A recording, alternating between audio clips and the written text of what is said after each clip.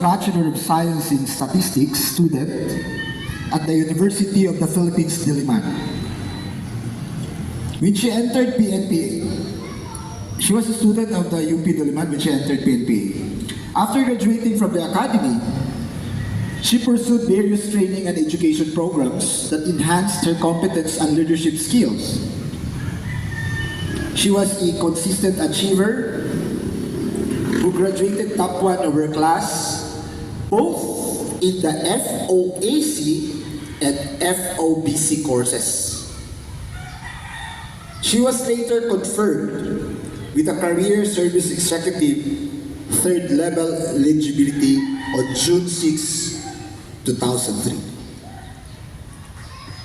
In 2014, she earned a degree in Master in Government Management from Pangantasa ng Lungsod ng Maynila and subsequently completed a degree in Master in Public Management at the prestigious Development Academy of the Philippines in 2017.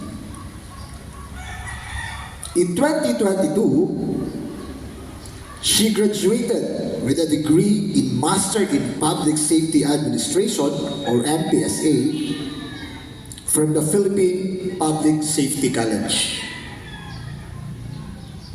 Her leadership and competence in public service have been honed not only her educational and professional experiences, but also the work experiences she had,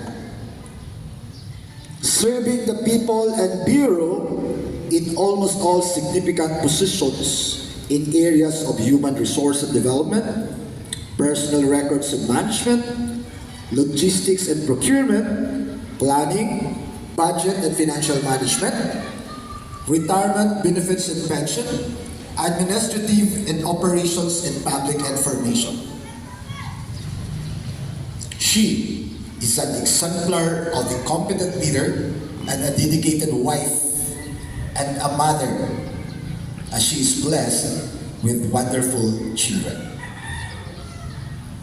Without much ado, and with great pride, please join me in welcoming our Director of the National Fire Training Institute, the First Lady General of the Philippine National Police Academy, Fire Chief Superintendent Belinda Pailuces Ochave. Ma'am.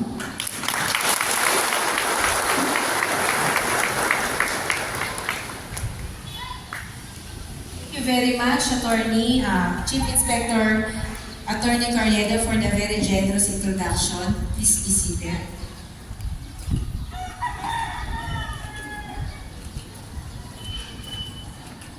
Please be seated, mga linis natin. Maayong hapon sa tanan, to Senior Superintendent Franklin O. Ratonil, the Assistant Regional Director for Administration and at the same time the caretaker of BFB Region 10, Senior Superintendent Alan A. Cabot, the Regional Chief of Staff, Superintendent Jack M. Biguin, Provincial Fire Marshal of Bukidnon, Chief Inspector Gladys S. Kua, Chief Plans and Programs Division, Senior Inspector Joyce C. Valmores, Chief Human Resource Management Section, Senior Inspector Alana Claire D. Gaani, Chief Financial Disbursement Section. And of course, ang ating sa NFTI natin, Region 10 Satellite Campus, Fire Chief Inspector Ruel B. Carriero, the Training Director, SFO4 Gregorio C. Sabana Jr., Chief OSA, SFO2 Felino D. Refias Jr., our Chief Tactical Officer, SFO3 Nigel Clive A. Nacario, Officer in Charge, Municipal Fire Marshal, San Fernando Fire Station, SFO2 Astrofel C. Mulet, Officer in Charge, Fire Marshal of Cabanglasan Fire Station, SFO1 Irene Litohon, Officer in Charge, Municipal Fire Marshal of Impasugong Fire Station. SFO1, Paul Mark S. Oca, the Learning Manager. FO3, Frimarjan G. Gole, Assistant Learning Manager. FO2, Jenny Rose Tita Bausares, the Master Scheduler. Lahat po ng ating tactical officers and skills in charge at ating mga magsisilbing mga instructor sa inyo at tactics. Ang 411 po na bumubuo ng Fire Basic Recruit Course 2023-126 Region 10. Once again, good afternoon. Oh, let me acknowledge also yung mga kasama ko, si FO2, Tricia May Sarilla, yung dalawa ko pong anak, kasi apat po yan sila, si Christian, and si FO3, Jason Ochave. Pangarap din daw po niyan maging kagaya ninyo na isang ganap na bumbero, pero nagpunta na siya sa rank na FO3. So I am glad once again that we are opening the Fire Basic Recruit Course training here in Region 10. Alam niyo po, itong training center ng Region 10 is one example of a success story na kung gusto natin, kung gusto, mangyayari. Nag-umpisa po ito nung time ni former Regional Director, si Sir Lawson, Chief Superintendent Lindy Lawson. So pinagpatuloy ni Sir Dueñas, nag-umpisa lang sila sa simpleng barracks at saka classroom, hanggang nadagdagan. Ito po mga officers sa harap nyo, sila po yung namuno, nagbayanihan, kasama na rin yung mga buong Region 10 para magkameron ng training center na atin sa Bureau of Fire, na kayo ngayon ang nakikinabang. Paswerte kayo kasi third batch na kayo, batch 3. So yung unang batch medyo hindi pa masyadong maganda naman na, pero mas maganda po yung madadatnan ninyo ngayon. This is another manifestation of how well we all succeeded in the previous batches.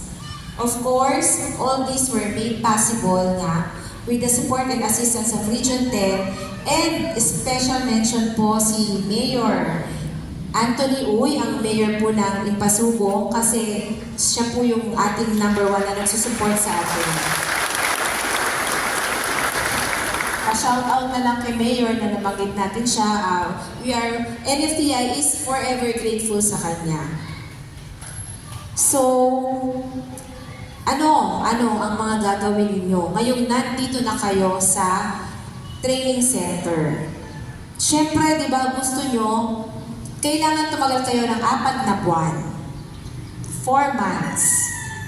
And gusto nyo makatapos, makuha yung training certificate para ganap na kayong masimento na ba yung inyong appointment as Fire Officer 1 hanggang sa darating na yung mapopromote kayo, magte-training na naman kayo. So ano-ano yung mga gagawin nyo? Number 1 po, nauna yung gagawin. Pray. Magdasal. Irregardless of your religion, mapa-Roman Catholic tayo, mapa-Islam po, Iglesia ni Cristo, Seventh-day Adventist, Born Again, and other religions po na hindi ko na po na-mention, kailangan magdasal tayo. Ipagdasal natin na you endure and you finish those 4 months. Kailangan matapos nyo ang training. Kailangan you are in good health. Good health. Kasi po, last batch, meron po tayong na-return to unit dahil siya ay na-fracture. Tumatakbo siya, nagmamadali, hindi siya masyado, siguro na hindi niya naayos yung balance niya. So, na-fracture po siya. Pag na-fracture po kayo, hindi po ninyo magagawa yung training. So, mare-return to unit kayo. Meron din po, susunod kayo sa training guide, syempre, sa NFTI training guide. The previous batch, meron na naman pong na-RTU because hindi po siya sumunod. Sila sumunod sa training guide. That is because of possession of cellphone. Alam niyo po, yung cellphone, violation kasi siya ng honor code. Tapos, itong mga tactical officers natin, pag may mga emergency cases na kailangan nyo namang makontak ang inyong pamilya, pwede naman po. So, hindi nyo na po kailangan itago yan o mag-take life. Pag nahuli kayo, wala po tayong magagawa. RTE po talaga yun. And then, syempre, pag-pray natin, yung pamilya natin sa mga kanya-kanya nating bahay. Sino po ba may asawa dito at saka mga anak? Taas ang kamay. O, ang dami, no? O, sige, okay po, baba natin. So, much as we would not like to leave them, pero kailangan ginagawa niyo naman ito para sa kanila. Para sa magandang kinabukasan na yung maibibigay natin sa pamilya natin. So, dapat nakondisyon nyo na sila kahit papano. And ipag-pray natin na okay sila doon, tapos kayo tuloy ang training dito para after 4 months, okay na. Diba? So, mahalin nyo yung Bureau of Fire Protection. Kasi pinili nyo to Ito na yun.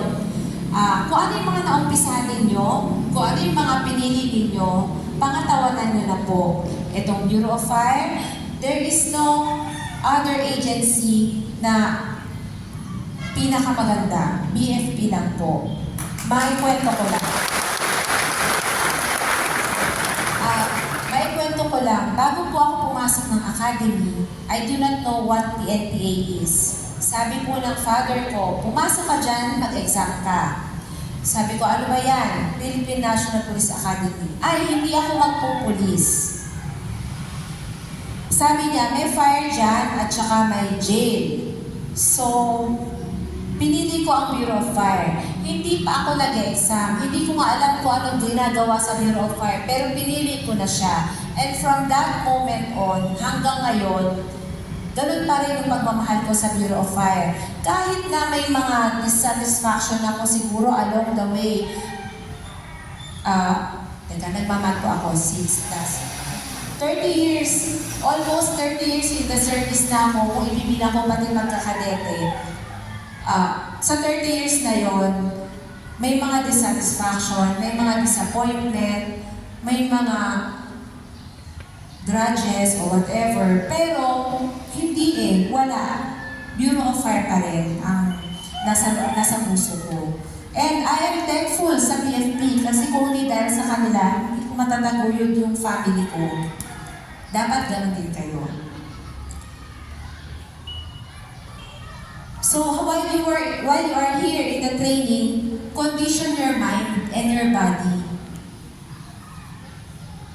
Alam niyo naman na magte-training kayo. So kahit papano, nag-diet na kayo, nag-exercise ng kaunti, kasi puro exercise gagawin niyo Diba? And then, never ever think of resigning. Never ever think of giving up. Huwag niyong ilagay sa isip niyo mga ganung words. Kasi, pag inisip mo, ina-attract mo. Nako-condition din yung body mo. Diba? Minsan, may mga ginagawa kayong bagay, may mga exercises or may mga skills na kailangan gawin ninyo. Pag masama yung loob nyo na ginagawa yun, ang bigat-bigat. Whereas, kung gawin nyo lang siya, kasi inutos nila, gawin nyo lang siya, na maluwag sa loob nyo, walang bigat ba o walang sama na loob. Matatapos din yan So, if time comes in the 4 months na meron kayong maisip na hindi maganda or mahirap na mahirap, huwag na huwag kayong susuko. Kasi pag nalagpasan nyo yun, okay na, wala na. Tapos na po yung mga hirap-hirap. Others, the rest, okay na yan. Kaya-kaya nyo na po. Finish what you have started. So, kagaya ng sabi ko, nandito kayo sa BFP, alam nyo naman, uniform personnel kayo, pagdadaanan nyo to. Finish what you have started. And, syempre, habang nandito kayo, balance din. Hindi lang po sa academics, hindi lang sa skills. Meron din kayong mga gagawing sports, meron kayong other activities, i-maintain nyo syempre ang training center. So, cultivate your talents. May kanya-kanya kayong talent. Imposible namang wala kayong magaling. Hindi kayo magaling sa isang bagay. So, kung hindi kayo sa academics, malamang doon kayo sa skills, o kung hindi man doon, malamang sa engineer, may mga engineering brigade dyan, may mga magtatanim, may mga sports, activities nga na magagaling. So, focus on your skills, enrich your talents. Kailangan ilabas nyo yan. Hindi po yan binigay ng Panginoon para itago ninyo. And, cultivate friendship, hindi lang sa region ninyo, hindi lang sa stasyon ninyo. Kilalanin nyo rin pati yung iba-ibang regions. You are from Region 8, pinakamarami pa lang Region 8 at saka Region 11. Region 8, 9, 10, 11, and may parating atang Caraga. If I'm not mistaken. So makipagkilala kayo sa iba-ibang regions ninyo. And be one as a class, be solid, okay? Iba-iba kayo ng kaisipan, pero as a class, whole class ang iniisip nyo. Be careful in choosing your class officers from the class president down to the class historian. Ingatan niyo po yung pagpili. And ako po, hindi tayo masyadong marami sa expenses. Alam po ni attorney yan, nire-remind ko sila, hindi tayo mag-shell out ng maraming gastusin. Yung basic lang po ang gagastusin ninyo. So, good luck in your training. Be the best versions of yourself. Ito po yung time na ipapakita nyo sa sarili nyo na kaya nyo, yung mga kaya nyong gawin. Pagdasal lang natin yung pamilya natin na nandun sa labas. So, good luck, God bless us all, and congratulations!